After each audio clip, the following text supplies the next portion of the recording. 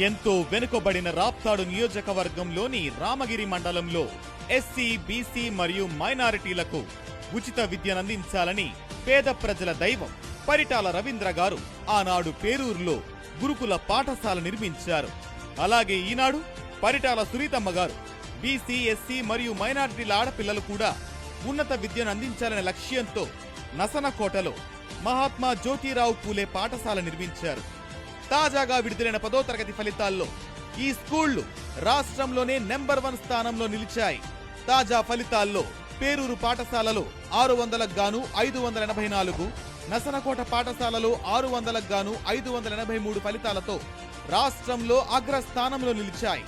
దీంతో ఈ మారుమూల ప్రాంతాలకు పాఠశాల అందుబాటులోకి తీసుకొచ్చి వాటి అభివృద్ధి కోసం నిత్యం పాటుపడుతున్న పరిటాల సునీతమ్మ కుటుంబానికి ప్రజలు కృతజ్ఞతలు చెబుతున్నారు.